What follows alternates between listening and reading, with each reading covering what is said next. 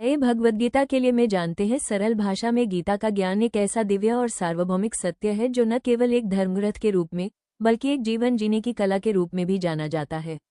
यह महाभारत के भीष्म पर्व में भगवान श्री कृष्ण द्वारा अर्जुन को दिया गया उपदेश है, जब अर्जुन युद्धभूमि में अपने कर्तव्य को लेकर भ्रमित हो गया था।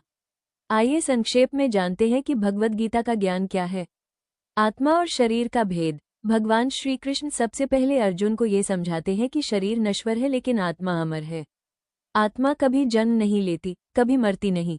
जैसे व्यक्ति पुराने वस्त्र त्याग कर नए वस्त्र धारण करता है, वैसे ही आत्मा नए शरीर को ग्रहण करती है। कर्मयोग। गीता का एक मुख्य संदेश है, कर्म करो, फल की चिंता मत करो, कर्मण्येवाधिकारस्ते मा फलेषु कदाचन। इसका अर्थ है कि व्यक्ति को अपने कर्तव्य का पालन निष्काम भाव से करना चाहिए। परिणाम की चिंता किए बिना कार्य करना ही सच्चा योग है। भक्ति का मार्ग। भगवान श्री कृष्ण बताते हैं कि पूर्ण समर्पण और भक्ति से व्यक्ति उन्हें प्राप्त कर सकता है। गीता के अनुसार चाहे कोई भी मार्ग अपनाओ, ज्ञान, कर्म या भक्ति, अगर मन एकाग्र हो और प्रेम सच्चा हो तो परमात्मा की प्राप्ति संभव है। जीवन का उद्देश्य। गीता ये सिखाती है कि जीवन का उद्देश्य केवल भौतिक सुख या कामनाएं पूरी करना नहीं है, बल्कि आत्मा की मुक्ति और परमात्मा से एकत्व प्राप्त करना है। समत्व की भावना। एक सच्चा योगी वही है जो सुख दुख, लाभ हानि, जय पराजय को समान भाव से देखता है।